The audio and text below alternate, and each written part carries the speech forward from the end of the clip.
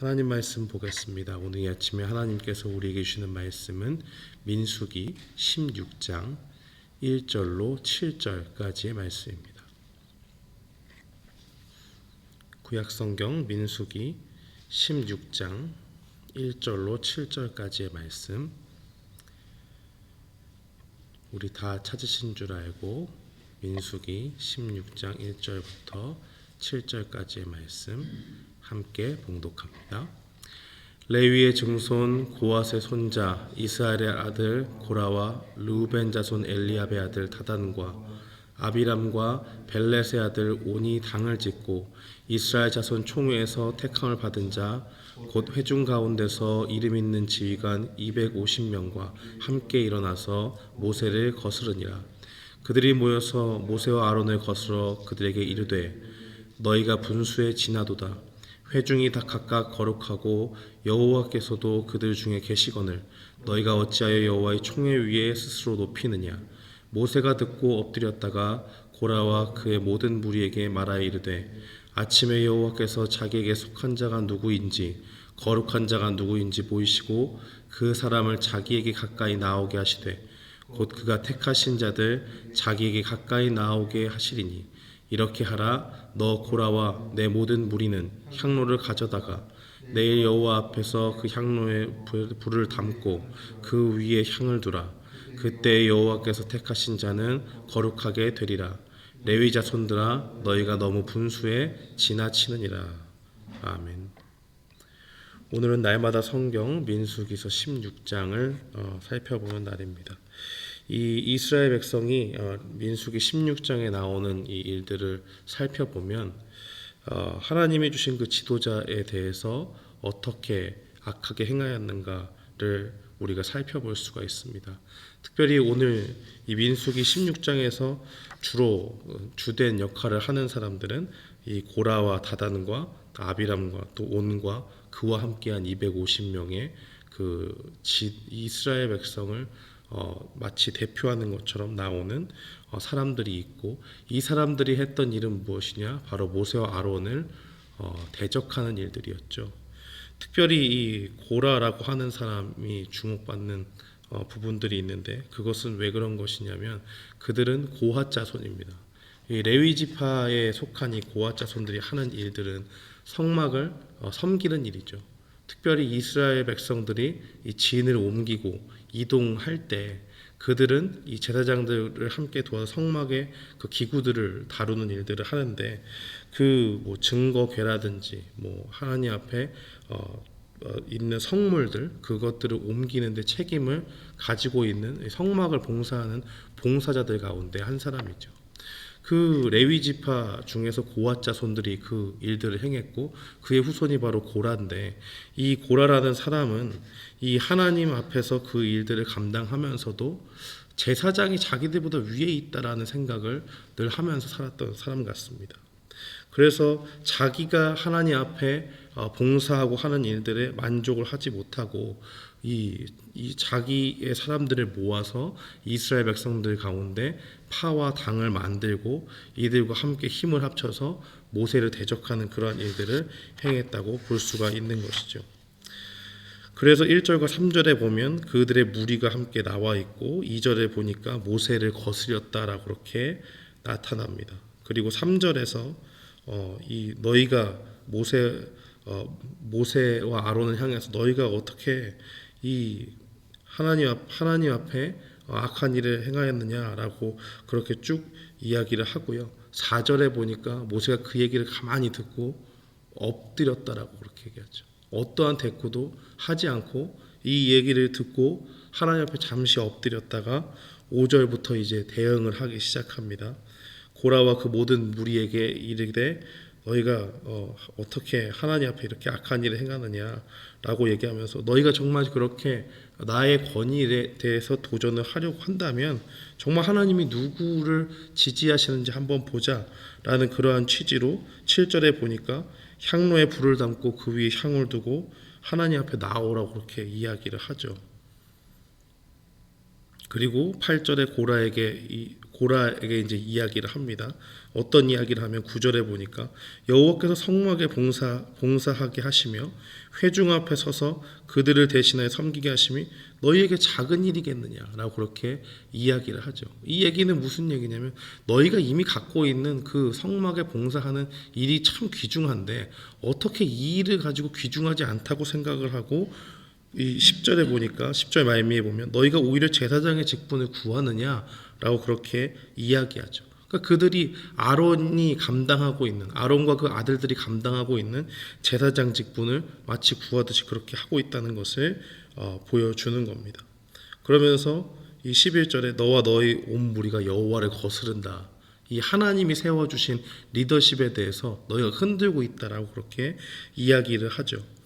12절에 보니까 모세가 엘리압의 아들 다단과 아비람을 부르러 보내었더니 그들이 가로되 우리는 올라가지 않겠다. 딱 그래요. 그러니까 하나님께서 세워주신 그 리더십에 완전히 반대되는 행동을 하는 거죠. 따르지 않고 거스른 일들을 하면서 13절과 14절의 이유를 이렇게 됩니다. 우리가 왜 안 올라가느냐? 너희가 오히려 스스로 우리 위에 왕이 되려고 하는 거 아니냐라고 이야기하고 네가 여기서 너라고 하는 것은 이 모세와 아론을 얘기하는 거죠. 너희가 리더십 하나님이 세우신 사람이라고 이야기하면서 적과 꿀이 흐르는 땅으로 우리를 인도하여 드리지 않고 우리는 여전히 광야에 있지 않느냐라고 그렇게 이야기하고 거기에 만약에 들어가게 된다고 해도 우리한테 뭐 포도원을 주거나 밭 줄 마음도 없지 않느냐. 나는 그렇기 때문에 너희의 명령을 따를 수가 없다라고 그렇게 대적하면서 이야기합니다. 그 15절에 모세가 심히 노하는 그 일들을 보여주면서 하나님 앞에 내가 어떻게 그 사람들을 위하면 위했지 그들의 예물을 빼앗은 적이 없습니다. 하나님 앞에 이렇게 호소하는 일들이 나타납니다. 그리고 이제 19절에 보면 18절에 그들이 정말 이 고라와 그에 속한 사람들이 하나님 앞에 그 향로를 들고 모세가 제안한 대로 나오게 되고 19절에 보면 드디어 하나님께서 그들 앞에 나타나십니다.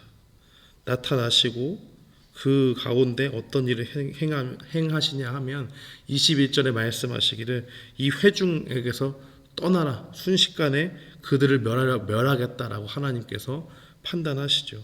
이 하나님이 등장하시자마자 이들의 이 모세와 아론을 대적하는 그 일들의 잘못됨을 지적하시고 그들을 멸하겠다고 하는 그 일들을 하나님께서 선포하시는 겁니다. 이렇게 심판이 있으면 모세와 아론은 이 자기의 대적자가 없어지는 거니까 하나님께서 옳습니다 하고 그것을 지지하면서 다 피해야 되는데 22절에 보니까 그 두 사람이 엎드려 가로되 하나님이여 한 사람이 범죄하였거늘 온 회중에게 진노하시나이까 하면서도 하나님께도 간청을 합니다. 그러니까 여호와께서 이야기하시죠. 24절에 너희는 고라와 다단과 아비람의 장막 사면에서 떠나라. 그러니까 하나님께서 이 간청을 들으시고 이 모세와 이 아론을 대적한 자들만 벌하시겠다고 하면서 그들 주변을 떠나라고 이야기하죠. 그러면서 하나님께서 그 일들을 감당하니까 28절에 모세가 이렇게 이야기합니다. 여호와께서 나를 보내사 이 모든 일을 행케 하신 것이요 나의 임의로 함이 아닌 줄을 이 일로 인하여 알리라. 여기서 이 일이라고 하는 것은 이 이스라엘 사람들 백성 중에서 다른 사람들이 다 떠나고 이 모세와 아론을 반역한 사람들만이 그 앞에 나왔는데 30절에 보니까 이 사람들이 땅이 갈라져서 그들을 삼키는 일들이 만약에 일어나면 하나님께서 정말 이들을 벌하시는 것이다라는 것을 이야기를 합니다.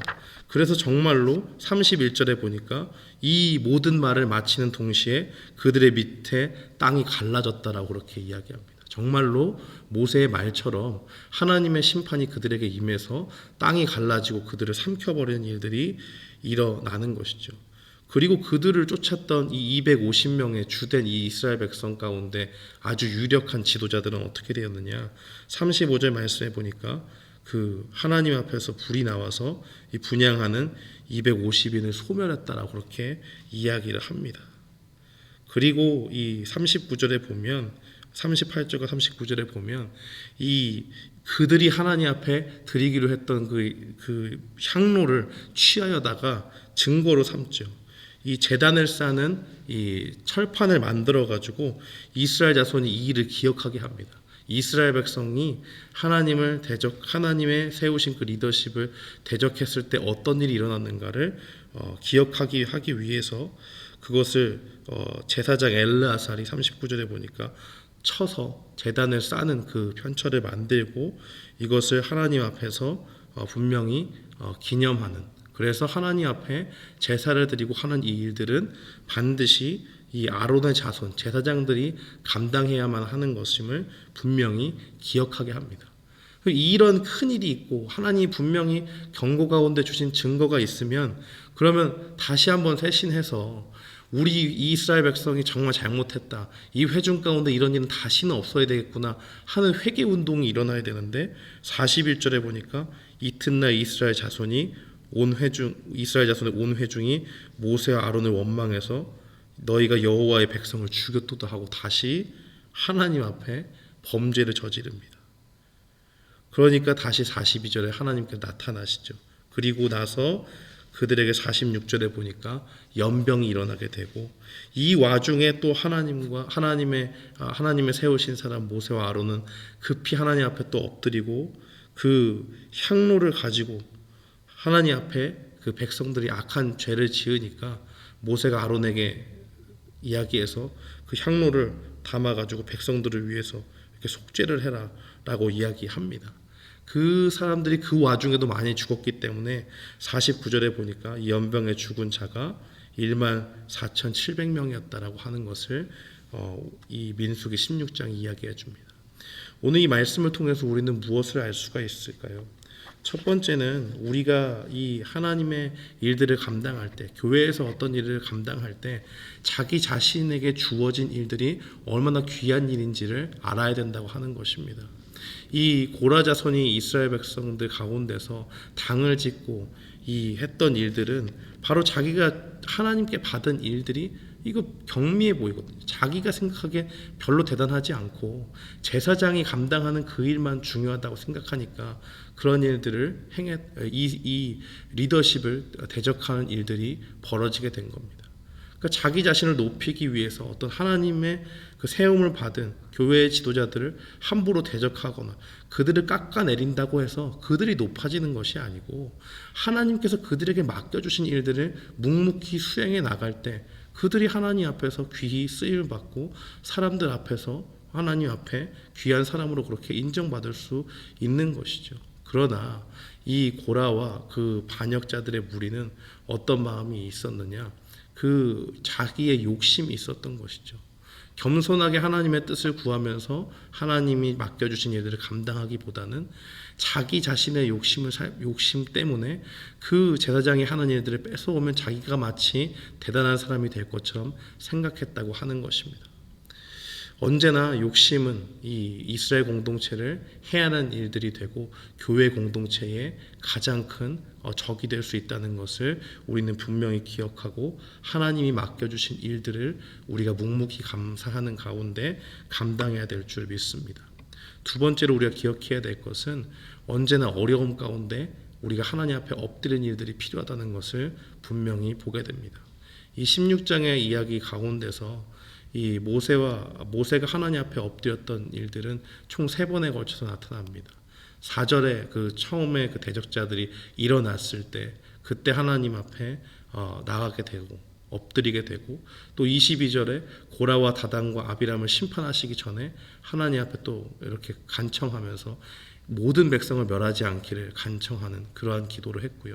45절에 백성들이 자신을 또 대적할 때에 하나님 앞에 나아가서 이 일들을 하나님께서 해결해 주시고 이 이스라엘 백성들을 긍휼히 여겨 주시기를, 이 죄에 어두워서 자기의 악한 일들을 못 보는 그 이스라엘 백성들을 긍휼히 여겨 달라고 하는 그 기도를 하는 것을 볼 수가 있습니다. 사랑하는 성도 여러분, 우리가 언제나 이와 같이 여러 가지 어려움들이 있을 때 주님 앞에 나아가서 해결책을 구하는 것이 반드시 필요하고, 우리가 오늘 본문에서 보듯이 하나님께서는 이때마다 기도할 때마다 나타나시고 개입하셔서 이 모든 문제들 가운데 적절한 해결책을 주심을 보게 됩니다.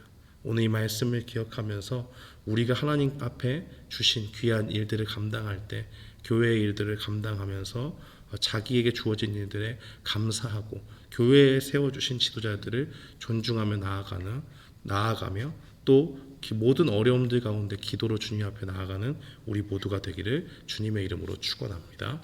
아멘.